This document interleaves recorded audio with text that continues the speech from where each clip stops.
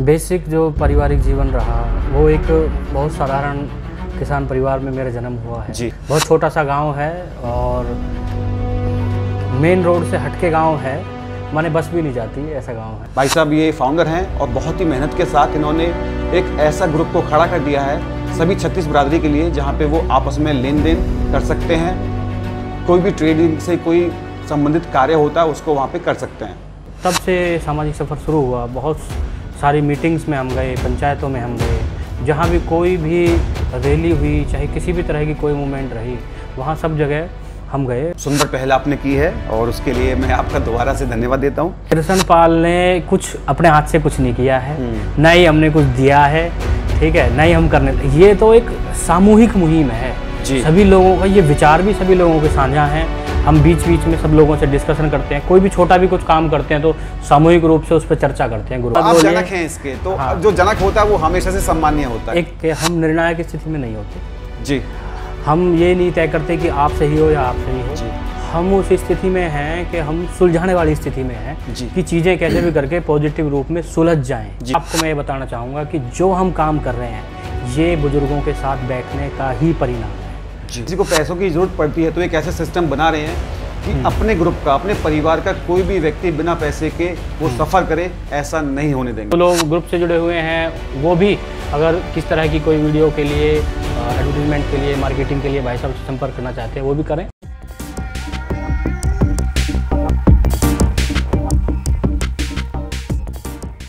इंसान जीवन के किसी मुकाम को हासिल करना चाहे और वो उसे हासिल ना कर पाए, ऐसा आज तक ना तो हुआ है और ना कभी होगा। आज मैं इसी मुद्दे पर बात करूंगा। आज हमारे पॉडकास्ट में हमारे समक्ष बैठे हैं श्री कृष्णपाल आज़ाद जी। उन्होंने एक ऐसा सेटअप तैयार किया, उन्होंने एक ऐसा ग्रुप तैयार किया जिसमें सभी 36 बिरादरी के लोग आपस में मिलकर एक दूसरे की हेल्प करते हैं और एक दूसरे से सामान खरीदते भी हैं, बेचते भी हैं। नमस्कार, मेरा नाम ध्रुव है और आज मैं बात करूंगा जाट ट्रेड सेंटर के ग्रुप के को फाउंडर की और उनसे बहुत खास बातें करेंगे। सबसे पहले उनका स्वागत करते हैं। कृष्णपाल जी, आपका स्वागत है हमारे शो में। धन्यवाद भाई साहब, बहुत अच्छा लगा आपसे मिलके जी। पहली बात तो आपको यहाँ पे आकर कैसा लगा आपको? बहुत बढ़िया, शानदार और बहुत ही बढ़िया आपका सेटअप है, बहुत अच्छी है शुरुआत है जी। बहुत बढ़िया आप काम कर रहे हो। कृष्णपाल जी, पहली बात तो आपने हमें दर्शन दिए, आप हमारी जाट कम्युनिटी के लिए, बल्कि मैं कहूँ कि 36 बिरादरी के लिए इतना सब कर रहे हैं, उसके लिए मैं आपका हमेशा के लिए आभारी रहूँगा।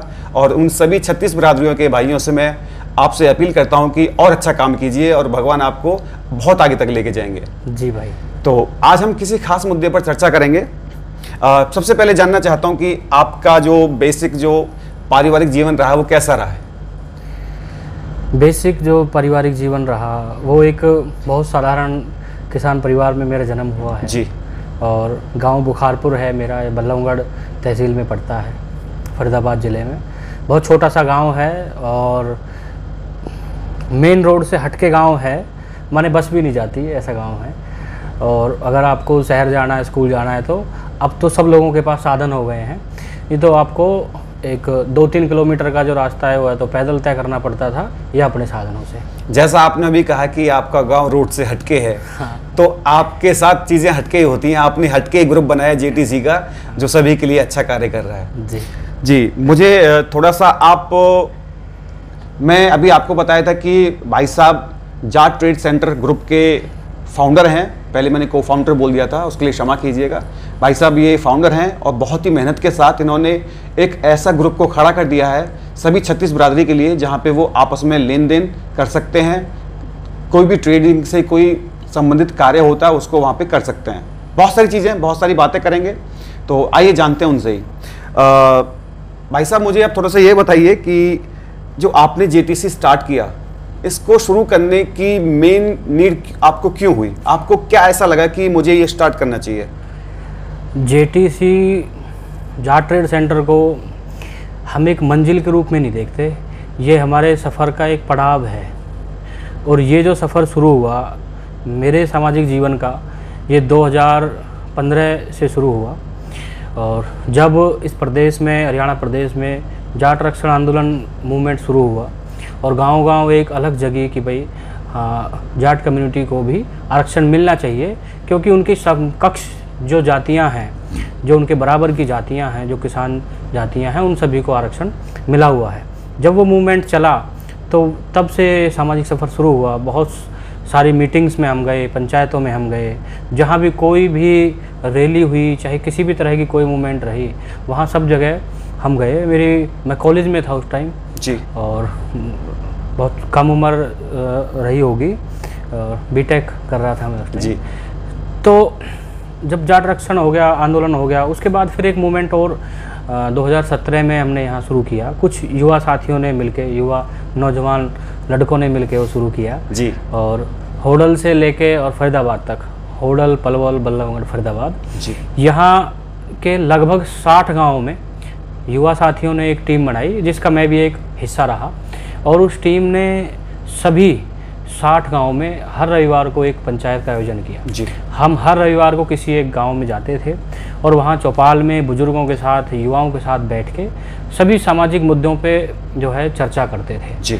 जो हमारी टीम के जो सदस्य थे वो सब अपने अपने टॉपिक होते थे, जैसे एजुकेशन, हमारे सामाजिक स्थिति आज की तारीख में क्या है, वर्तमान स्थिति, रोजगार और खेल, इवन पोल्यूशन और खेती बाड़ी, ऑर्गेनिक खेती, जी। कुछ नया करें, क्या समस्याएं हैं, जी। हमारा इतिहास, हमारी रीति रिवाज, हमारी परंपराएं, सभी मुद्दों पे, सामाजिक बुराइयों पे, सब मुद्दों पे वहाँ डिस्कशन होता था। जी। तो एक इंटरफेस, मतलब एक संबंध बना, एक चर्चा हुई, युवाओं का जो है एक सत्संग मिला जी। और बुजुर्गों का ज्ञान मिला, आशीर्वाद मिला। तो वहाँ से ये चीज़ें धीरे धीरे फिर एक विकास हुआ मानसिक, कि भाई ये एहसास हुआ कि क्या हमारी समस्याएं हैं। जी। जब हम यहाँ पूरे में गांव-गांव दौड़े, युवाओं से मिले, तो ये दिमाग में आया कि भाई क्या समस्याएं हैं और उन समस्याओं का क्या समाधान है। जी। ठीक है। कृष्णपाल जी, मैं आपसे एक छोटी चीज़ पूछना चाह रहा हूँ कि आपने जब ग्रुप बनाया, हाँ, और कभी पहले आपके माइंड में थॉट आया होगा, हाँ, आपने हमारे समाज में वो क्या ऐसी कमी देखी कि आपको ये ग्रुप बनाना ही पड़ा? इसकी बेसिक रिक्वायरमेंट क्या रही थी? हाँ, जरूरत ही, आवश्यकता ही आविष्कार की जननी जी। है। और जो हमारे, क्योंकि हमारा जो बैकग्राउंड है, जो जाट हैं पूरे देश भर में, हम एक कृषि पे आधारित हमारी कम्युनिटी है। हमारा मुख्य व्यवसाय सदा से खेती बाड़ी रहा। और आज का जो हमने महसूस किया पिछले कुछ वर्षों में, आज का जो माहौल है वो ये हुआ कि खेती बाड़ी एक तरह से घाटे का सौदा बन गई। उसके अलग अलग कारण रहे हैं। तो जो हमारे युवा साथी हैं वो खेती की तरफ ध्यान देना उनका कम हो गया, और ध्यान दे भी तो वहाँ से कुछ उतना आउटपुट नहीं है कि भाई आप अपने घर को, परिवार को, अपने बच्चों को अच्छे से संभाल सकें। जी। ठीक है। तो फिर ये लगा कि भाई अब ये बच्चे मतलब खेती बाड़ी जो हमारा मुख्य व्यवसाय था वो हो गया खराब। ठीक है। अब नया क्या करें? जी। नया करने के लिए चाहिए एक्सपीरियंस, नॉलेज। बिना नॉलेज, गाइडेंस और एक्सपीरियंस के जाएंगे तो होगा फेलियर। ठीक है। कॉन्फिडेंस नहीं है इसी वजह से, इन सब सारी चीज़ों से। और पार्टिसिपेशन हमारा बाजार में नहीं है। तो कुछ करने के लिए एक ऐसा बेस चाहिए कि भाई कहीं से हमें गाइडेंस मिल जाए, कहीं से नॉलेज मिल जाए, फिर एक कस्टमर बेस भी मिल जाए। शुरू में जब बाजार में जाए तो कंपटीशन का दौर है। इन सारी चीज़ों को मिला जुला के लगा कि कुछ ऐसा प्लेटफॉर्म हमें जनरेट करना चाहिए जिससे कि जो हमारे खाली बच्चे हैं गाँव में, उन्हें एक करने को कुछ मिले, वो बिजी हों। जी। ताकि अपराध से उनका पीछा छूटे, नशे से उनका पीछा छूटे, और जो घर हमारे बर्बाद होने लग रहे हैं उस बर्बादी से हमारे घरों का पीछा छूटे। तो इस सब चीज़ों का ये मिला जुला एक आप इसको समझ सकते हो, ये रिजल्ट है, आउटपुट है जी जाट ट्रेड सेंटर। इस प्लेटफॉर्म की शुरुआत इन विचारों के साथ हुई। जी, बहुत सुंदर पहल आपने की है और उसके लिए मैं आपका दोबारा से धन्यवाद देता हूँ। मैं आपसे पूछना चाहूँगा भाई साहब, आज के सामने, मतलब आज के टाइम में यदि जेटीसी जो आपने बनाया, तो उसको बनाते बनाते कौन सी चीज़ ऐसी रही जो आपके लिए सबसे बड़ी चुनौतीपूर्ण रही हो? आज के दौर में, क्योंकि जेटीसी जो है एक ऑनलाइन प्लेटफॉर्म है जी, और यही वो दौर है जब ऑनलाइन फ्रॉड से हम चारों तरफ से घिरे हुए हैं। जी। हमने कुछ सामान मंगवाया, आज मान लो बहुत सारी जो प्रतिष्ठित वेबसाइट्स हैं ई कॉमर्स की, वहाँ भी ऐसी घटनाएं देखने में आती हैं, सुनने में आती हैं। आपने पेमेंट डाल दी, सामान मंगवाया कुछ और आया कुछ। जी। तो ऑनलाइन फ्रॉड की जो चुनौती है, ये सबसे पहले हमारे सामने आई कि इसे कैसे पीछा छुटाएं। ठीक है। नहीं तो भाई साहब, मैं थोड़ा आपको बीच में रोक रहा हूँ। जो आप ऑनलाइन फ्रॉड की बात कर रहे हैं, हाँ, वो हम सब लोग देख रहे हैं कि बहुत अच्छे तरीके से पनप रहा है। हाँ, लेकिन जो जेटीसी है, जेटीसी में जो लोग सामूहिक अपना व्यापार करते हैं, आपने उनको कस्टमर्स भी दिए हैं, आपने उनको एक तरह से बायर्स भी दिए हैं। पहले तो ना एक ही बस इसमें एक शब्द जोड़ना चाहूँगा। जी जोड़िए। कि कृष्ण पाल ने कुछ अपने हाथ से कुछ नहीं किया है, ना ही हमने कुछ दिया है, ठीक है, ना ही हम करने। ये तो एक सामूहिक मुहिम है सभी लोगों का। ये विचार भी सभी लोगों के साझा हैं। हम बीच बीच में सब लोगों से डिस्कशन करते हैं। कोई भी छोटा भी कुछ काम करते हैं तो सामूहिक रूप से उस पर चर्चा करते हैं ग्रुप में।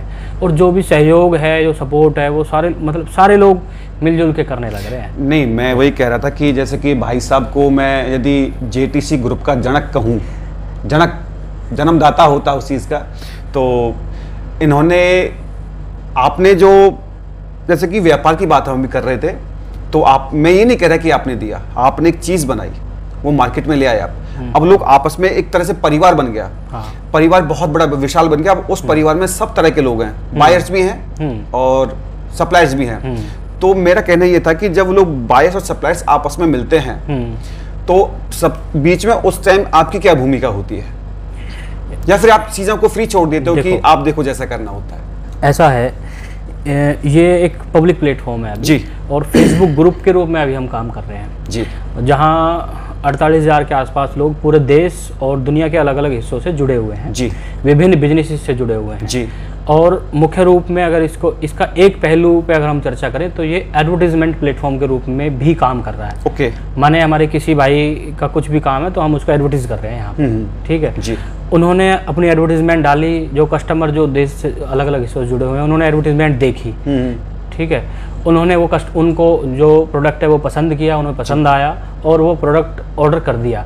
जो वेरीफाइड जो सेलर्स हैं, ये हमने एक प्रोसेस शुरू करी ताकि ऑनलाइन फ्रॉड कम हो। जो भी हमारे सेलर्स या सर्विस प्रोवाइडर हैं, हम उनसे जाके पर्सनली मिल रहे हैं और उनको एक तरह से एड्रेस और आइडेंटिटी उनकी वेरीफाई कर रहे हैं जी। तो जो वेरीफाइड जो सेलर हैं उनको जो हमारा कस्टमर है वो डायरेक्ट पेमेंट कर सकता है, एडवांस पेमेंट भी कर सकता है।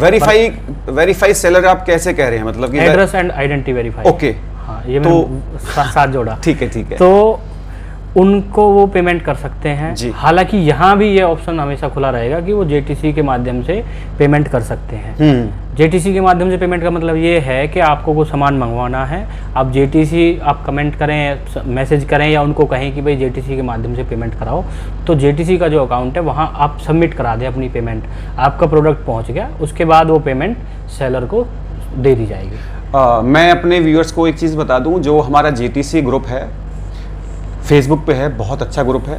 उसमें जब एक सप्लायर और एक बायर मिलता है तो उनके बीच में जो भी लेन देन होता है, सप्लायर बायर तो बहुत दूर की बात है, कृष्णपाल आज़ाद जी हमारे सामने बैठे हैं, ये अभी बहुत ही प्यारे आपको लग रहे होंगे, लेकिन ये इनका एक ब्रांड है।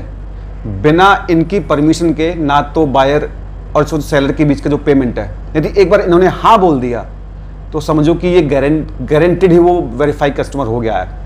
तो ये गारंटी का काम करते हैं अपने ग्रुप में, क्योंकि एक होता है ना कि उसको बोलते हैं मीडिएटर जो होता है।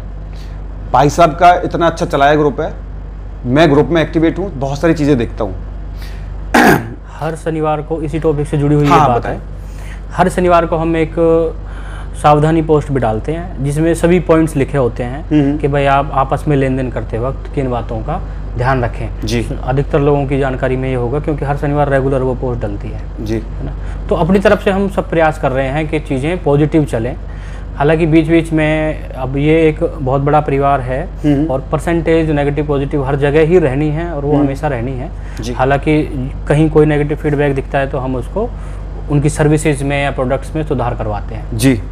मैं आपसे एक चीज़ पूछना चाहूँगा कि हाल फिलहाल आपने सबसे बड़ी जो जीवन की समस्या है, मैं जीवन की बात कर रहा हूँ, हाँ। ठीक है, तो आप इसको जैसे भी चाहें इसको बता सकते हैं, क्योंकि आप जो भी बताएंगे, जो भी आपने सॉल्व किया होगा, वो हमारे ऑडियंस के लिए एक तरह से मोटिवेशन हो जाएगा।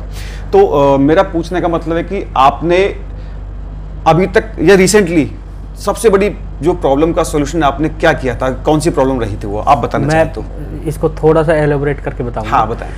क्योंकि जो मेरा जो जीवन है उसका सामाजिक दायरा ज़्यादा है और व्यक्तिगत कम है जी। माने मेरा जीवन जो है वो सामाजिक जीवन अधिक है जी। मेरे जीवन में क्या क्या चीज़ें होने लग रही हैं वो सब लोगों को लगभग पता होता है, जो भी भाई सब जुड़े हुए हैं। He is a open book actually.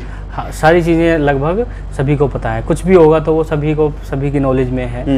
तो सामाजिक जीवन ही अधिक मैं जी रहा हूँ और सभी लोगों को इसमें सहयोग है। कुछ ऐसी खास समस्या नहीं है, जो समस्या सामाजिक है वही आप उसको कह लो कि वो निजी भी है, क्योंकि ये मेरा स्वभाव है कि किसी भी भाई के साथ कुछ समस्या अगर जेटीसी से जुड़े हुई, क्योंकि अधिकतर जो अभी समय है वो जेटीसी में ही अभी जाने लग रहा है। हालांकि मैंने कहा कि ये एक पड़ाव है, आगे बहुत सारी चीज़ें हैं जो हमारे दिमाग में है और हमसे जुड़े हुए जो भाई हैं उन सबके दिमाग में है जी। बहुत कुछ अभी आगे होना है। भाई साहब, मैं आपसे एक छोटी सी बात और पूछना चाहूँगा, इस समय आपकी टीम को क्या प्रेरणा दे रहा है? हाँ, ये बहुत बढ़िया सवाल है जी, क्योंकि प्रेरणा से ही आगे बढ़ने की ताकत मिलती है। जी बिल्कुल, ठीक है। बहुत छोटी छोटी पॉजिटिव घटनाएं हमें एक पूरे दिन भर की ऊर्जा दे देती हैं। जी बिल्कुल। एक मान लो कोई भाई यहाँ से और 300 किलोमीटर 400 किलोमीटर अपने घर से दूर, आजकल जैसे अभी ये जून का महीना है तो लोग छुट्टियों में हिल स्टेशन की तरफ अपनी छुट्टियां मनाने जा रहे हैं जी। तो दूर जाके फॉर एग्जांपल कोई मनाली गया कोई भाई और कोई मसूरी गया, उसको वहां जाके एक घर के जैसा माहौल मिल गया और उसने हमें फ़ोन करके या ग्रुप में पोस्ट डाल के कहा कि भाई इतना जेटीसी से जुड़े हुए ये भाई थे, इनका ये होटल था, रिजॉर्ट था और इतना अच्छा लगा हमें और यहाँ एक पारिवारिक माहौल मिला, सभी खाना बढ़िया था, सर्विसेज बढ़िया थी। तो ये सारी चीज़ें सुन के एकदम एक पॉजिटिविटी का फुहारा फूटता है दिमाग में। और बताऊँ, मान लो किसी भाई को कुछ दिक्कत भी होगी बाहर, फैमिली के साथ कोई भाई गया है जी। अभी कल की एक घटना बताता हूँ आपको। हाँ। एक भाई हैं जो अपने परिवार के साथ घूमने गए हुए थे जी। और उत्तराखंड में गए हुए थे वो, तो आते वक्त उनकी गाड़ी खराब होगी हरिद्वार जी। तो रात का लगभग 11 बजे का टाइम होगा, तो उनकी गाड़ी खराब वहाँ हुई और विदिन 20 से 25 मिनट में ही उनकी वहाँ हमारे किसी भाई ने मदद कर दी। गुड, ठीक है। तो ये सारी छोटी छोटी घटनाएं एकदम बहुत पॉजिटिव। और बताऊँ आपको, पॉजिटिव ही है बहुत। मैं जैसे आपको शुरू में बताया कि परसेंटेज होती है 4-5-6%, नेगेटिव घटनाएं भी हमेशा रहेंगी जी।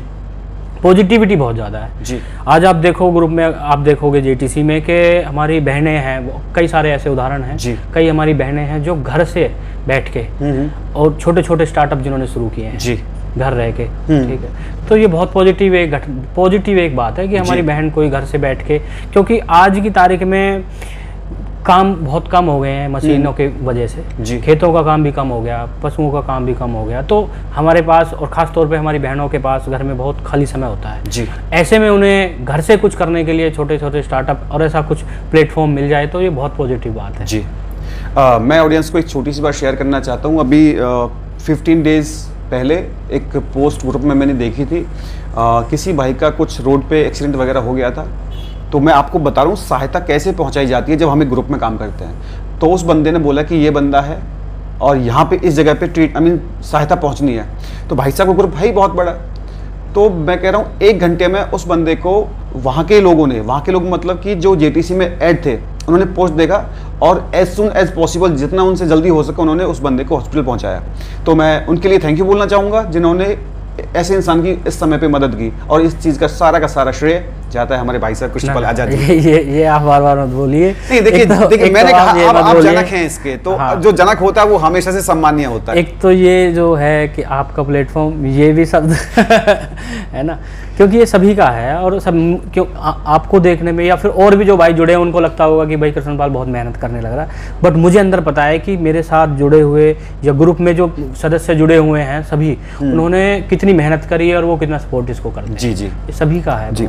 मैं आपसे पूछना चाहूँगा कि आपके आदर्श कौन हैं जो आपको सबसे ज़्यादा आपको मोटिवेट करते हैं, प्रेरणा देते हैं? ये किसी भी व्यक्ति के लिए बहुत महत्वपूर्ण और बहुत जटिल सवाल हो सकता है जी। क्योंकि हर व्यक्ति अपने आइडल चुनता है तो बहुत ध्यान से और एक से ज़्यादा भी उसके दिमाग में आइडल बिल्कुल होता है ना। पर मेरे जो आइडियल हैं वो बचपन से ही, क्योंकि मेरा जो ज़्यादा समय बचपन से ही अब तक जो गुजरा वो मेरे दादाजी के साथ गुजरा जी 2019 तक। और उनका जो जीवन था उसने मुझे, उनकी जो उनके साथ जो चीज़ें हुई और जो उनका पूरा जीवन काल रहा, जो वो मुझे बताते थे अपने जीवन से जुड़ी हुई घटनाएं, जो वो शिक्षा देते थे, वो सारी चीज़ें अभी तक और जीवन भर मेरे साथ रहेंगी। उनका जो ईमानदारी का जो सिद्धांत था, उनका जो मेहनत करने का जो सिद्धांत था, वो मुझे पूरा जीवन प्रेरणा देगा। तो जो मेरे दादाजी स्वर्गीय मास्टर राम प्रकाश जी, वो मेरे आदर्श हैं और हमेशा रहेंगे। देखिए कितनी प्यारी बात कही है भाई साहब ने कि इनके आदर्श, लोगों के आजकल आदर्श आप जानते हैं कि लोगों के कैसे कैसे आदर्श होते हैं, लेकिन उन्हीं लोगों की भीड़ में कुछ चुनिंदा विशेष लोग ऐसे होते हैं जिनके आदर्श उनके परिवार के लोग ही होते हैं, क्योंकि उनके परिवार लोगों ने ईमानदारी को अपने जीवन भर निभाया होता है और उस ईमानदारी की झलक ही उनकी संतानों में, उनके बच्चों में देखी जाती है। जी, बहुत बढ़िया बात कही आपने। मैं आपसे एक दूसरी चीज़ पूछना चाहूँगा। आप काम को और जीवन को, एक आपका जीवन के नैतिक काम हो गए आपके, और जो आपका एक हो गया सामूहिक जीवन। जी, सामूहिक जीवन। उसमें आप कैसे बैलेंस बनाते हैं, कैसे तालमेल बिठाते हैं आप? क्योंकि परिवार की जिम्मेदारी होती है। कई बार ऐसा होता है कि आप रात को आराम कर रहे हैं, कोई ऐसा किसी भाई साहब का फोन आ गया फैमिली से कि भाई हमें आप यहाँ पे चाहिए हो, तो उस टाइप आप प्रायोरिटी किस चीज़ को देके, परिवार को दोगे या फिर जो आपका जो हमारा ग्रुप है, जो हमारा परिवार है, वो भी परिवार ही है? बिल्कुल जी। ये है कि हमारा जो पारिवारिक माहौल रहा, वो बचपन से ही एक इस तरह का रहा कि सामाजिकता एक हमारे पूरे परिवार में ही रही। जी। और जब 2015 के बाद मैं थोड़ा ज़्यादा एक्टिव हुआ सोशली, तो तभी से लेके, और ये तो हमने अभी शुरू किया 2.5 साल होगा जाट ट्रेड सेंटर को। इससे पहले भी बहुत सारी चीज़ें कर रहे थे। जी। वो पंचायतों वाला दौर, उससे पहले जाट रक्षण, किसान आंदोलन भी रहा। जी। तो स्वयं से ही घर में, इवन मैं आपको बताऊं, किसान आंदोलन में हम एक दिन सिंघू बॉर्डर पे थे, मैं भी था, पिताजी भी थे, ताऊ जी भी थे, चाचा जी भी थे, ठीक है, और उनके बच्चे भी थे, हमारी बहनें भी थी। जी जी जी। तो हमारे परिवार में ये एक माहौल है सामाजिकता का। तो वो पूरा, मेरी धर्मपत्नी भी, पिताजी भी, माताजी भी, सब इस बात को समझते हैं कि ये जो काम करने लग रहा है ये, तो सपोर्ट है, मतलब जी। तो कोई दिक्कत नहीं आती मैनेज करने में। हालांकि फ़ोन बहुत बजते हैं, और ये मैंने चुना है, ऐसा नहीं है कि मैं परेशान हूँ इस चीज़ से, ये मैंने चुना है और मैं बहुत प्यार से और लगन से और बहुत ईमानदारी से काम करता हूँ। दिन में लगभग 50 फ़ोन आते होंगे, अभी रात में भी कभी फ़ोन आता है, फ़ोन मेरा हमेशा रिंग पे होता है, मैसेज भी होते हैं, सारी चीज़ें। तो सुबह उठते से ही ये सब कुछ शुरू हो जाता है। मैं बता दूं ऑडियंस को कि अभी जब भी मेरे पास भाई साहब ने दर्शन दिए, तो हमने 15 मिनट बात करी ऐसे ही नॉर्मली, तो 15 मिनट में कम से कम इनके पास 30 या 25 के आसपास इनके पास कॉल्स आ चुकी थी। तो इस बात से आप देख सकते हैं कि कितनी बड़ी जिम्मेदारी है जो ये लेके चलते हैं। जी, मैं आपसे दूसरी बात पूछना चाहूँगा, आप अपने काम में आने वाली रुकावटों से अपने आप को कैसे बाहर निकालते हैं? कहीं ना कहीं आप जैसे फंस जाते हैं, रुकावटें हर जगह होती हैं, हर मोड़ पे होती है, तो आप खुद को कैसे बाहर निकालते हैं? रुकावटों का ये है, जो सबसे बड़ी जो रुकावट है, जो मानसिक रूप से परेशान करती है जी, वो यही होती है कि मान लो हमारे किसी भाई को कोई समस्या हुई, और जेटीसी से अगर जुड़ा हुआ है कोई भाई, ठीक है, तो उन्हें कोई भी समस्या होगी, दो लोगों ने आपस में लेन देन किया, उनकी कोई मिसअंडरस्टैंडिंग होगी, तो वो वाली चीज़ बहुत दिमाग पे थोड़ा प्रेशर डालती है। उसको हैंडल करने में फिर जो हमारे साथ जुड़े हुए भाई हैं, हम डिस्कस करते हैं, ये चीज़ हुई, ऐसे हुई, फिर दोनों लोगों से बात करते हैं, क्योंकि एक हमारा कल्चर है पंचायती कल्चर, हम पंचायती कल्चर से जुड़े हुए लोग जी, बिल्कुल। पाल पंचायत, खाप पंचायत, ये हमारी जड़ें हैं, वहाँ से जुड़े हुए लोग हैं। माने कि हम दो भाई यहाँ बैठे हुए हैं, हम दोनों भाइयों के बीच में कोई डिस्प्यूट हो सकता है, परंतु जब 2 और भाई हमारे पास आके बैठेंगे और वो हमारी बात सुनेंगे, मैं उन्हें बताऊँ, आप उन्हें बताऊँ, तो वो थोड़ी देर में ही वो सारी चीज़ें सॉल्व हो जाती हैं। तो जो रुकावटें आती हैं, जो भी दिक्कतें आती हैं, वो हम डिस्कशन के बाद सॉल्व कर लेते हैं, और अक्सर 99% चीज़ें मिसअंडरस्टैंडिंग के साथ कारण होती हैं और वो सब सॉल्व हो जाती है। तो मैं बता दूं, भाई साहब एक बहुत अच्छे प्रॉब्लम सॉल्वर भी हैं। ठीक है, आपकी सुबह की जो दिनचर्या है, जो आपका मॉर्निंग रूटीन है, वो आप कैसे शुरू करते हैं? हाँ ये ऐसा है कि मेरा जो दिन है वो रात तक चलता है जी, क्योंकि मोबाइल से जुड़ा हुआ सारा ये काम है। तो आप कहीं से करते हैं ना? हाँ, मैं बिल्कुल बता रहा हूँ जी। तो रात को सोने में लगभग कभी 11, कभी 12, कभी 10:30 ये टाइम बच जाते हैं। ठीक है, क्योंकि देखना बार बार किसी को कोई क्वेरी है, कई बार इमरजेंसी क्वेरीज होती हैं तो वो बीच बीच में देखना, किसी को कोई ज़रूरत है, कहीं कुछ किसी भी चीज़ की कोई समस्या है तो लेट नाइट सोना होता है। बट मुझे बचपन से ही दादाजी की वजह से, उनके पास ही मेरा बचपन गुजरा, तो एक आदत है सुबह जल्दी उठने की। अक्सर मैं 5 बजे उठ जाता हूँ जी। ठीक है, चाहे मैं कितने ही बजे सोया हूँ, चाहे मैं घर हूँ चाहे फिर मैं बाहर हूँ जी। फिर 5 बजे के बाद फिर उठते से ही सबसे पहले फ़ोन आता है हाथ में, देखता हूँ कि भाई क्या चीज़ें हुई हैं, किसी भाई को कुछ। कितनी मिस कॉल मिलती हैं आपको जब सुबह उठते हैं आप? रात में 4-5 मिस कॉल मिलती हैं 12 बजे के बाद की आराम से। ठीक है, फिर उनको सबको बैक कॉल करता हूँ। कई बार ऐसा होता है कि कुछ लोगों के मोबाइल नंबर लगते नहीं, मतलब अधिकतर लोगों को बैक कॉल हम करते हैं। रिस्पॉन्सिबिलिटी निभाने की अपनी तरफ से बहुत छोटी सी कोशिश करते हैं जी, है ना। हाँ, तो मैं आपसे एक चीज़ और जानना चाहूँगा कि मुझे लग रहा है कि आप लोग ये पूछना चाह रहे हैं, मैं पूछ लेता हूँ, सुनिए। कभी आपके परिवार में, परिवार की बात कर रहा हूँ, जेटीसी की, यदि मैं आपको परिवार बोलता हूँ तो हम लोग जेटीसी समझेंगे क्योंकि वो भी हमारा परिवार है। दो लोगों में आपस में मतभेद हो जाए, समझ रहे हैं आप, और उनका मतभेद सॉल्व नहीं हो रहा और वो हार थक कर आपको आपके पास आ गया या फिर आपको कैसे भी इस चीज़ की सूचना मिल गई है कि भाई ग्रुप में दिक्कत हो रही है और दोनों ही अपने पहलू पे सही आ रहे हैं, मतलब ए और बी, उन्होंने बोला कि मैंने ऐसा किया, वो बोल रहे मैंने ऐसा किया, आप उस चीज़ को वहाँ से कैसे निकलोगे, उस चीज़ को कैसे सॉल्व करोगे? ऐसा है, हम पहली सबसे बड़ी चीज़ यहाँ ये है कि हम निर्णायक स्थिति में नहीं होते जी।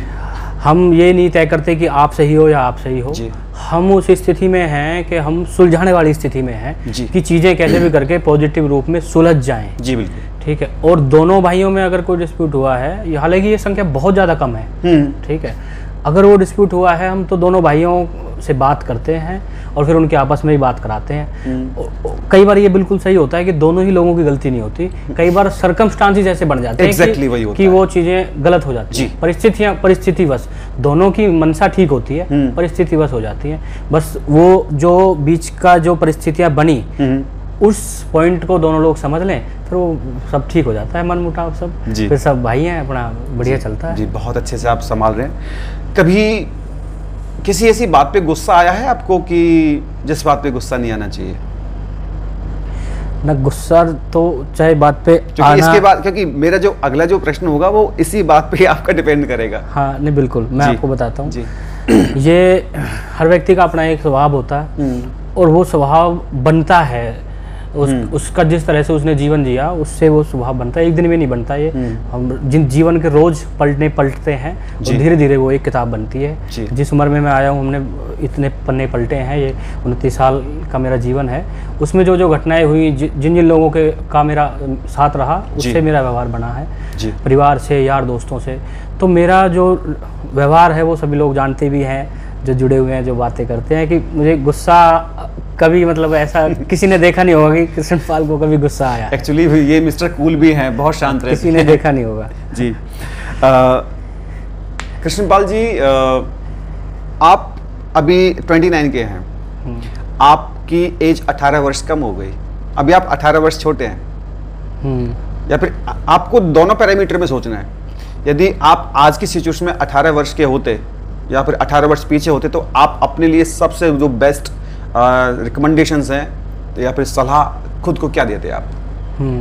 18 भी नहीं तो 18 तो बहुत ज़्यादा हो जाएगा 29 साल के लिए, 15 मान लेते हैं। हाँ 15, 12, 13 नहीं, 15 तो हम मान ही सकते हैं। 12वीं के बाद जब बच्चा कॉलेज में आता है जी, तब हम मान सकते हैं, क्योंकि वो एक ऐसी स्टेज होती है जहाँ से हमारा जीवन को डायरेक्शन मिलती है जी।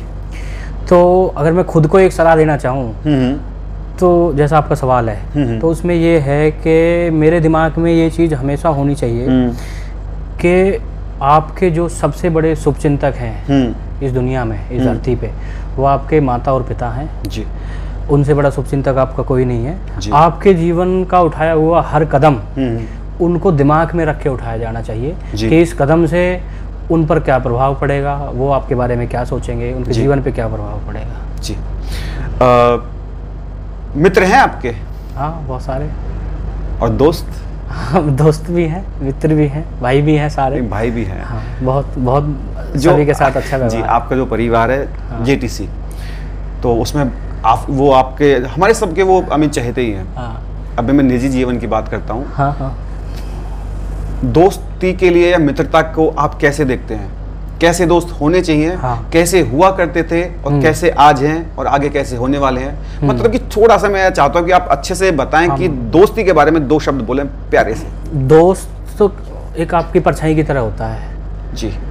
जिस तरह का आपका दोस्त रहेगा, चाहे वो क्षणिक ही रहा हो, माने हो सकता है आपकी किसी भाई से दोस्ती 6 महीने की रही हो, आप कॉलेज में गए हमारे भाई, ठीक है, कॉलेज में जाने के बाद हो सकता है आपकी 6 महीने 1 साल तक किसी के साथ दोस्ती मित्रता रही हो, उसका भी आपके जीवन पर प्रभाव पड़ेगा। जी।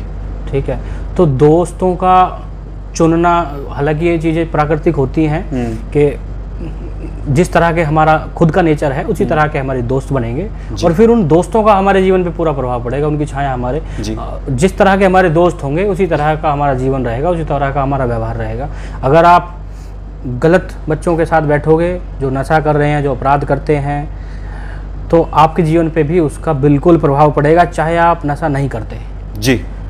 चाहे आप नशा नहीं करते और आपके दोस्त जो हैं, वो जो सर्कल है वो नशा करते हैं और आप उनके साथ बैठे हो, तो आपके जीवन पे उसका 100% प्रभाव पड़ेगा, आज नहीं तो कल पड़ेगा। जी। इसलिए दोस्त चुनते वक्त हमारे जो युवा साथी हैं वो बिल्कुल सावधानी बरतें।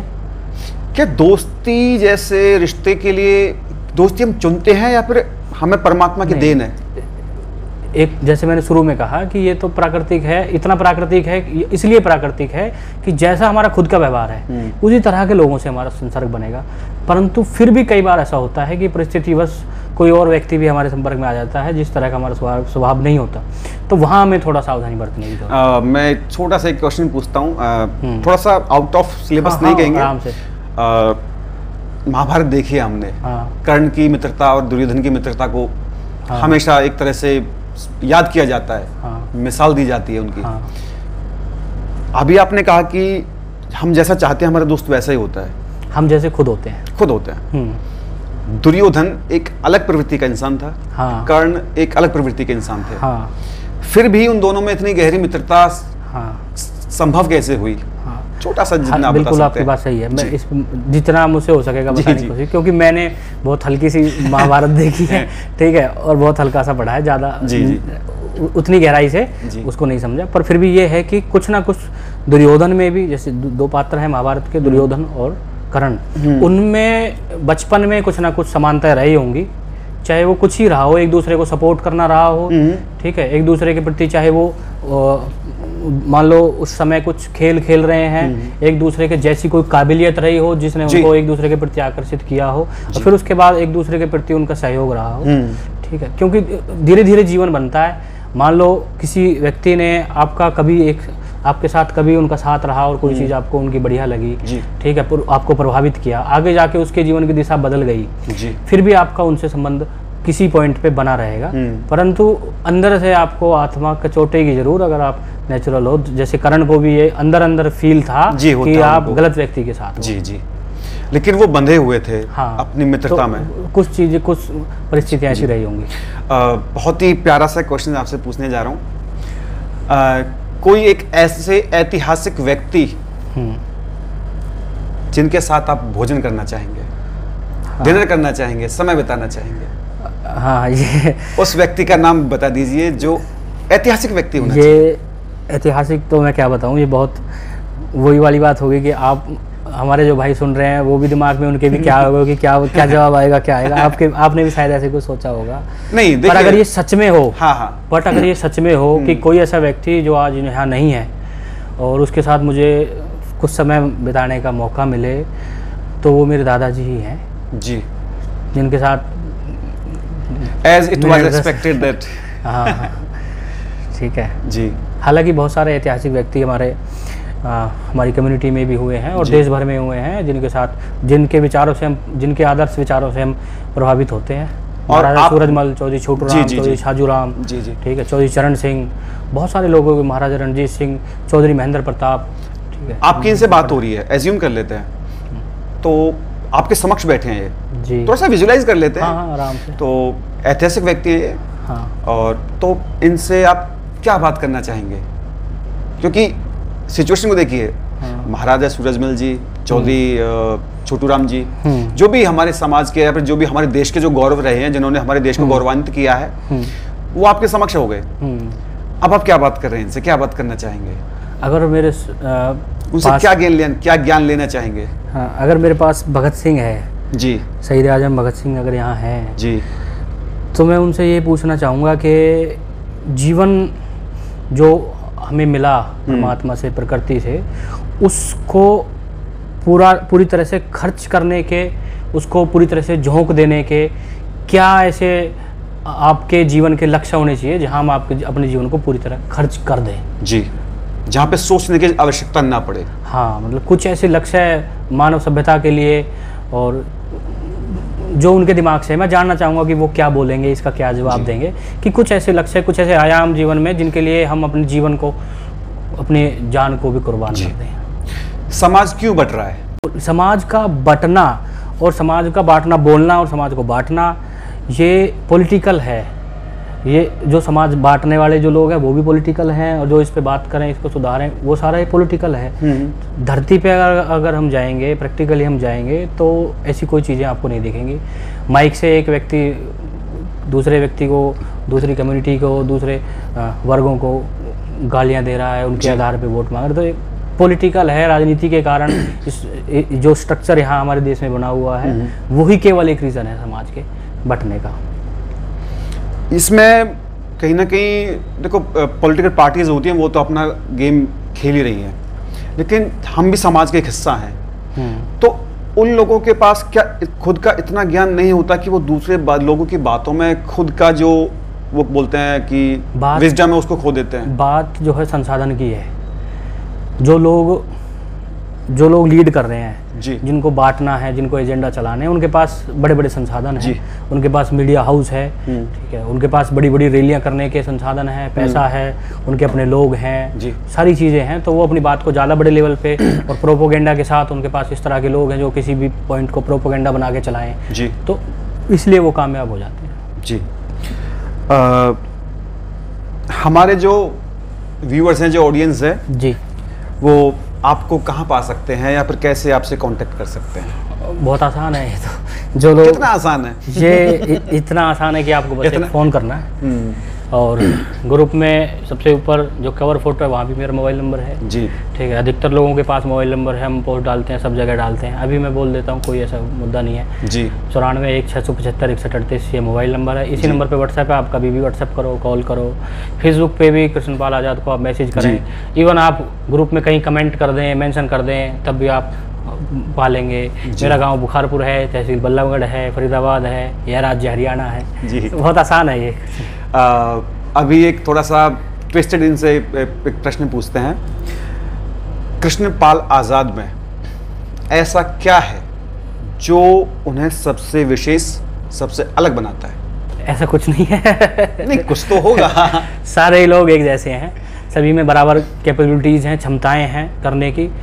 केवल एक चीज़ जो मैं खुद महसूस करता हूँ, वही महसूस करता हूँ, वो है कि मैं, और जो इस प्लेटफॉर्म के उपजने का, बड़ा होने का, और जो बड़ा होने लग रहा है, इसका जो बीज है, और हम चाहेंगे कि ये आगे भी, इस बात की हम आगे भी ध्यान रखें, पालना करें कि मैं हर व्यक्ति के काम को, ये नेचुरल है बहुत जी, ये मैंने प्रैक्टिस नहीं करी कि मैं ऐसा करूं जी।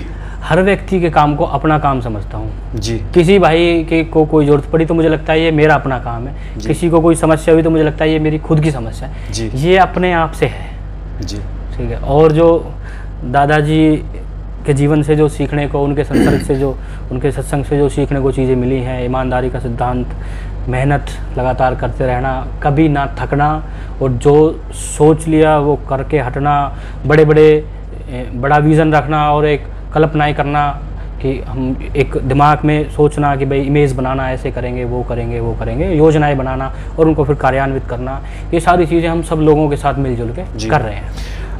जिस तरह का कार्य आप कर रहे हैं, एक परिवार, जेटीसी की बात कर रहा हूँ दोबारा से, क्योंकि जेटीसी एक परिवार के जैसे है। आज आपके दादाजी आपके समक्ष होते और वो आपको ऐसा करते हुए देखते, आपकी मेहनत देखते, आपका डेडिकेशन देखते, तो आपके दादाजी आपके लिए क्या कहते? वो बहुत खुश होते, और वो खुश ही थे जी। और वो हमेशा खुश रहे, क्योंकि मेरा जो जीवन रहा उनकी आंखों के सामने रहा अधिकतर जी। और वो मेरी हर एक्टिविटी पे ध्यान रखते थे, मेरी हर आदत पे ध्यान रखते थे।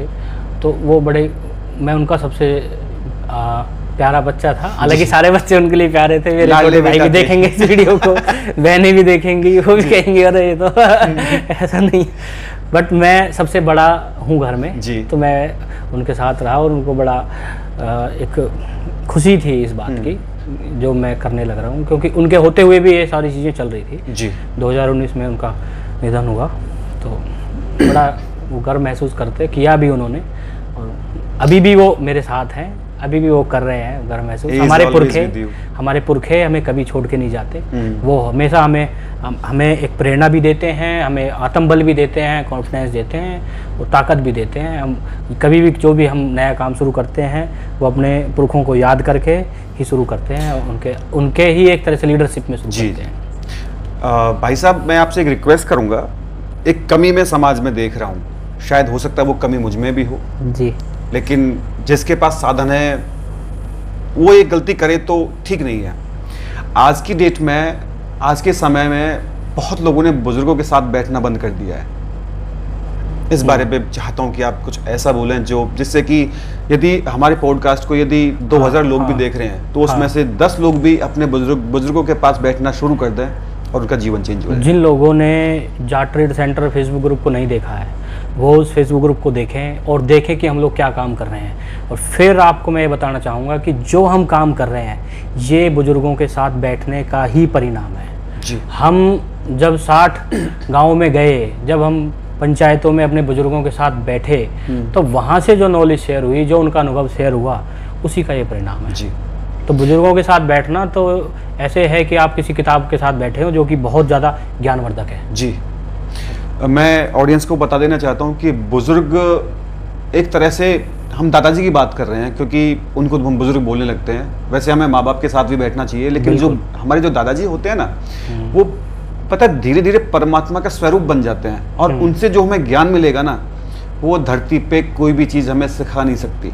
इसलिए मैं आपसे रिक्वेस्ट कर रहा हूँ कि जिनके दादा दादी हैं, जिनके ऐसे अभिभावक हैं, जिनके इतने प्यारे बुजुर्ग हैं, प्लीज़ उनके साथ बैठना शुरू कर दीजिए, क्योंकि ये एक ऐसा जीवन आता है जब वो अकेले घुटने लगते हैं, उनके पास कोई बैठता तक नहीं है, उनको कोई पूछता तक नहीं है।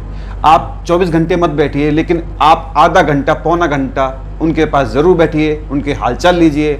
आप बैठे रहिए उनके पास, आप बैठे रहेंगे ना, तब भी उनकी जो वाइब्स हैं वो आपको अट्रैक्ट करेंगी और आपको एक अच्छा इंसान बनाएंगे, ये मैं गारंटी के साथ कह सकता हूँ। मैं आपसे दूसरी बात पूछना चाहूँगा, तो मैं छोटी सी अपील करी थी मैंने अपने दोस्तों से, और अभी आपको पूरा जेटीसी परिवार देख रहा है जी, अपना जो परिवार है जी, तो आप इनसे क्या कहना चाहेंगे? आपने हमें यहाँ पे आके दर्शन दिए। सभी भाइयों से मैं ये कहना चाहूँगा, बार बार हम डालते भी हैं बीच बीच में, कि जाट ट्रेड सेंटर, जहाँ जाट शब्द एक जो जुड़ा हुआ है, उसका ये मतलब है और ये सदा से है। मतलब जाट का मतलब है ईमानदारी, जाट का मतलब है मेहनती जी, ठीक है। तो ये जो दोनों चीज़ें हैं जी, जो हमने कहा वो ही डिलीवर करें, जो सर्विस हमने कमिट करी वो ही डिलीवर करें, कस्टमर फीडबैक जो है पॉजिटिव हमेशा रहे, तभी हमारा काम बढ़ेगा। ये एक ब्रांड बनना चाहिए, ये बनेगा, ये एक ब्रांड, एक समय आप देखेंगे कि जेटीसी एक ब्रांड बनेगा। लोग इस बात के लिए यहाँ आएंगे कि उन्हें शुद्ध प्रोडक्ट चाहिए जी, तो वो जेटीसी से लें, अच्छे प्रोडक्ट चाहिए तो वो जेटीसी से लें, मार्केट के हिसाब से ठीक रेट चाहिए तो वो जेटीसी के पास आएंगे। तो ये एक पहचान डेवलप होनी चाहिए। आज ये एक ऐसा प्लेटफॉर्म है जहाँ आपको बिजनेस गाइडेंस से लेके, कस्टमर बेस से लेके, और जैसे हमने अभी ट्रेड फेयर भी किया वहाँ से लेके, सेमिनार भी हम कर रहे हैं वहाँ से, बहुत सारी चीज़ें यहाँ मिलने लग रही हैं एक दूसरे के माध्यम से, एक दूसरे के द्वारा। तो सभी लोग एक दूसरे को सपोर्ट करें, अपनी जिम्मेदारी अच्छे से निभाएं जी। मैं आपसे जानना चाहूँगा कि आप अपने एंड पे जेटीसी परिवार को, हमारी ऑडियंस को कुछ ऐसा शेयर करना चाहेंगे जो उनके लिए फ़ायदेमंद हो या इनके लिए मोटिवेटेड सिद्ध हो? हाँ बिल्कुल, ऐसे तो बहुत सारी चीज़ें हैं। हाँ तो बताएं, हमारे दर्शक वेट कर अगर आप ये कमर्शियल प्लेटफॉर्म है नंबर 1 जी, और हमारा इसका मोटिव है कि हम अपने लोगों का पार्टिसिपेशन बाजार में बढ़ाएं, उनकी भागीदारी बढ़ाएं। किसी से नेगेटिव कंपटीशन नहीं है, किसी भी वर्ग के साथ, किसी अन्य, केवल ये पॉजिटिव एक कैंपेन है कि अपने लोगों को हम गाइडेंस दें, नॉलेज दें, मोटिवेशन दें, ताकि उनका बाजार में पार्टिसिपेशन बढ़े। जी, ठीक है। इसके लिए कुछ चीज़ें हैं जो आपको हमेशा ध्यान रखनी है। हालांकि अगर आप इस तरह की कोई पोस्ट बना के ग्रुप में डालेंगे, क्वेरी पोस्ट, तो हो सकता है यहाँ से भी अच्छे, जैसे मैं बताने लगा हूँ, इससे भी अच्छे सुझाव आए, परंतु कुछ बेसिक चीज़ें हैं। नंबर 1 कि आप जो भी बिजनेस शुरू कर रहे हैं उसकी जो मूलभूत जानकारियां हैं वो इकट्ठी कर लें। जो लोग उस फील्ड से जुड़े हुए हैं उनके साथ अनुभव उनके लें, जानें, उस काम की बारीकियां जानें, उस काम को करने में कितना समय लगेगा सफल होने में ये जान लें। क्योंकि अधिकतर ये होता है कि हमने कुछ शुरू किया और एक टाइम लगता ही है, और उस टाइम को हम पार कर ही नहीं पाए, उससे पहले ही हम हिम्मत हार के लगता है कि भाई रिस्पॉन्स नहीं आ रहा, तो फिर हम काम बदल लेते हैं। जी, ठीक है। कितना पैसा लगेगा, क्या क्या चीज़ें ज़रूरी हैं, कहाँ खोलना चाहिए, ये सारी चीज़ें आप पहले से ही जान लें। फिर बिल्कुल आप प्रोफेशनली काम करें, फिर कोई चांस नहीं बचेगा कि आपका फेलियर नहीं होना चाहिए। क्योंकि अगर फेलियर होता है तो वो अकेले किसी व्यक्ति का नहीं होता। एक असफलता बहुत सारी असफलता लेके आती है। जी। एक असफल उदाहरण हमारे परिवार के बच्चों को भी निराश करता है, हमारे गांव के लोगों को, हमारे गांव के युवाओं को भी निराश करता है कि भाई ये भाई जो है शहर गया था या इसने यहाँ से भी कोई बिजनेस शुरू किया था और वो फेल हो गया, तो उनका भी आत्मविश्वास घटता है। जी। मैं आपसे 2-3 चीज़ें और पूछना चाहता हूँ। जो जेटीसी परिवार है आपका, हमारा, हम सबका, तो उसमें आप लोगों को कनेक्ट करवाते हैं, जब भी लोग अपने आप कनेक्ट हो जाते हैं, तो इस बीच आप जैसे कि लोगों को साइट पे विजिट करते हैं, जैसे कि राजस्थान, मुंबई, क्योंकि दुनिया नहीं, देश के हर कोने से हमारे पास भाई साहब के ग्रुप में लोग हैं। तो जब ये वेरीफाई करने जाते हैं तो इनसे एक छोटी सी बात पूछना चाहूँगा कि आपको वो पैसा देते हैं या फिर, क्योंकि मैं जानना चाहता हूँ कि कुछ लोगों की इंक्वायरी कुछ ऐसा होता है कि भाई कृष्णपाल आजाद जो है वो पैसा कैसे कमा रहे हैं। हाँ ठीक है, बताऊँगा। तो उसके बारे में थोड़ा सा बता दीजिए। बिल्कुल, सारी चीज़ें जो हैं वो बिल्कुल ट्रांसपेरेंट हैं जी।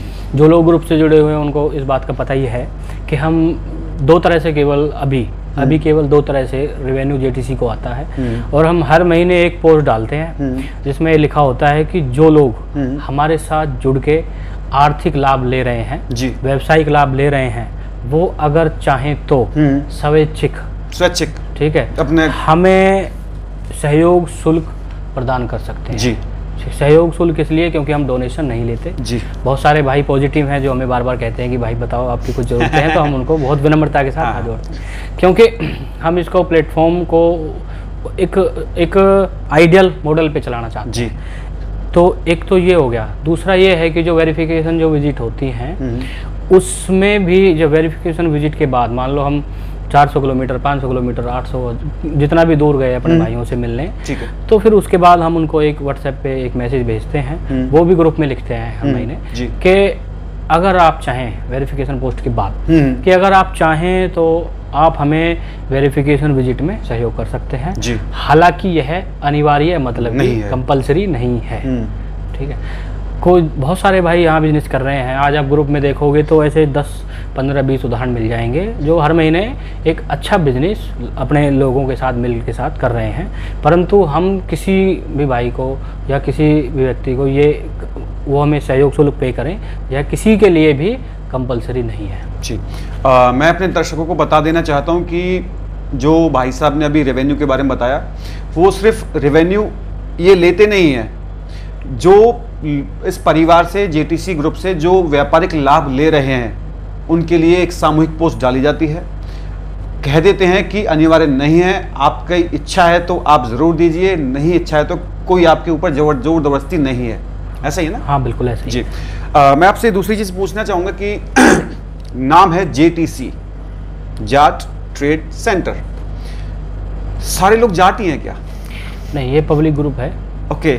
और पब्लिक ग्रुप का मतलब ये होता है, और अभी हमने जैसे ट्रेड फेयर किया उसमें 10,000 के आसपास लोग आए। मुरथल सोनीपत में यह ट्रेड फेयर था, अक्टूबर में किया हमने 2023 में जी। और 135-37 स्टॉल्स थी। तो वहाँ आप मान के चलो 10 से 15% अन्य वर्गों से जुड़े हुए लोग भी आए, और कई लोग मुझे मिलके गए, बोले कि भाई हम जाट तो नहीं है पर आप काम बहुत अच्छा कर रहे हो, और यहाँ जो भी आपके स्टेट फेयर में जो भी हमने चीज़ें खरीदी, जो सर्विस ली, वो बहुत ही बढ़िया क्वालिटी के प्रोडक्ट हैं और उनके रेट बहुत जायज़ हैं जी। तो इस तरह से है जी। आने वाले 10 वर्ष कह लूँ या 5 वर्ष कह लूँ या 15 वर्ष कह लूँ, या छोटा सा कार्य कर लेते हैं, 5 वर्ष के बाद आप जेटीसी को कहाँ देखना चाहते हैं और जेटीसी के लोगों को कहाँ देखना चाहते हैं? हाँ, जेटीसी के साथ अपने आप को कहाँ देखना चाहते हैं? ये निर्भर करता है, ये अकेले मेरे सोचने से करने से नहीं होगा। ये निर्भर करता है जो जेटीसी में जुड़ा हुआ प्रत्येक सदस्य है जी। वो खुद को और इस पूरे प्लेटफॉर्म को कहाँ देखना चाहता है जी। वो जिस हिसाब से वो काम करेंगे, जिस हिसाब से हमारे साथ जुड़े हुए सेलर भाई मेहनत करेंगे, अच्छे प्रोडक्ट डिलीवर करेंगे, अच्छी सर्विस डिलीवर करेंगे, उसी हिसाब से पूरा प्लेटफॉर्म और वो स्वयं भी तरक्की करेंगे। हालांकि बहुत छोटे छोटे लक्ष्य हमने तय किए हैं। अभी भी एक छोटा सा लक्ष्य है कि हम एक ई-कॉमर्स वेबसाइट बनाएं ताकि जो सामान को यहाँ से वहाँ पहुँचाने की, भेजने की जो प्रक्रिया है ये थोड़ी और सुलभ हो, आसान हो चीज़ें। और भी बहुत सारी चीज़ें छोटी छोटी हैं। अपकमिंग जो प्रोजेक्ट्स हैं आपके जेटीसी से संबंधित, जो भी प्लान्स हैं, आपके प्लान्स डेफिनेटली होंगे। हाँ। तो जितने भी आपके प्लान्स हैं, जो भी टॉप 5 प्लान्स हैं, हाँ, वो आप प्लीज़ शेयर कीजिए हमारे ऑडियंस के साथ। हाँ, बिल्कुल बिल्कुल बिल्कुल। एक कहावत है कि जब तक काम पूरा ना हो तो आप उन चीज़ों को डिस्क्लोज ना करें, परंतु जाट ट्रेड सेंटर में यह पूरा उल्टा है। जाट ट्रेड सेंटर में हम करते ही तब है जब वो डिस्कशन हो जाता है जी। हम कुछ भी करते हैं तो वो पहले सार्वजनिक रूप से ग्रुप में डिस्कशन करते हैं, ओपन हो जाता है, ओपनली है सब कुछ, बहुत पारदर्शिता के साथ काम कर रहे हैं। नंबर 1 तो ये है कि जो ट्रेड फेयर है इसकी संख्या बढ़ाई जाएगी जी, और ये ब्लॉक्स के हिसाब से देश के अलग अलग हिस्सों में रेगुलर होंगे। फिर जो वर्कशॉप है हम चाहते हैं कि टॉपिक वाइज अलग अलग बिजनेस फील्ड से जुड़ी हुई हम छोटी छोटी वर्कशॉप सिटी वाइज डेवलप करें, वो कराएं। और फिर एक कुछ वर्कशॉप हम स्पेशली अपनी बहनों के लिए करें, उनके एम्पावरमेंट के लिए करें। फिर एक ई-कॉमर्स वेबसाइट जैसे मैं बता रहा था वो हो। फिर एक बहुत ये सारी चीज़ें हालांकि शुरू से ही हैं, कुछ आइडियाज़ नए नए धीरे धीरे मिलते हुए, बट ये जो मैं बता रहा हूँ ये लगभग शुरू से हैं। जिस दिन इस प्लेटफॉर्म की शुरुआत हुई हम चाहते हैं कि एक ऐसा फाइनेंशियल बैकअप एक सिस्टम हो जी हमारे पास कि अगर किसी भाई को जो कि योग्य है और उसको कुछ व्यवसाय करने के लिए एक आर्थिक ज़रूरत है, पैसों की ज़रूरत है, तो हम उसके एक सिस्टम बने प्रोफेशनल, तो हम उसके एक सिस्टम के माध्यम से समय पे मदद कर पाएँ, एक ऐसा भी सिस्टम बने। और भी बहुत सारी चीज़ें हैं जैसे कि जो अभी भी आप देखते होंगे ग्रुप में जो एक दूसरे की मदद करने का है, इसको थोड़ा बढ़ाया जाए और ज़्यादा अच्छे से हम एक दूसरे को कोऑपरेट कर सकें हर फील्ड में, इस पर काम किया जाए। जो वेरिफिकेशन टूर हैं ये भी बढ़ाए जाएँ, लोगों से मिलने का जो दौर है ये बढ़ाया जाए, और भी बहुत कुछ है।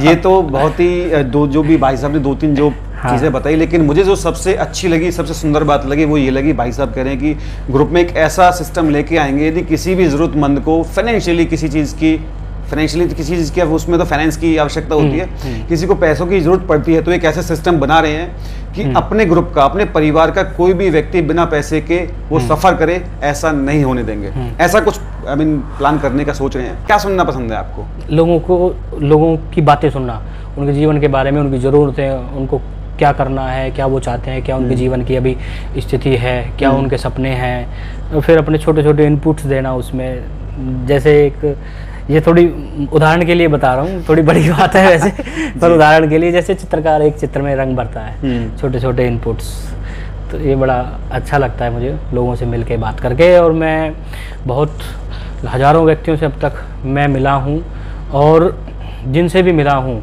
आपसे भी पहली मुलाकात है जी।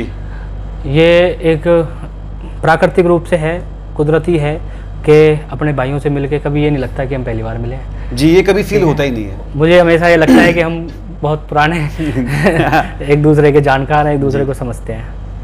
आप अपने आप को किस लेवल तक परिवार को समर्पित कर सकते हैं? जेटीसी की बात कर रहा हूँ। हो चुका है तो डेफिनेट है जी। हर व्यक्ति के जीवन के अपने लक्ष्य होते हैं, और जेटीसी जैसे कहा ये एक पड़ाव है, आगे बहुत कुछ है, ठीक है जी।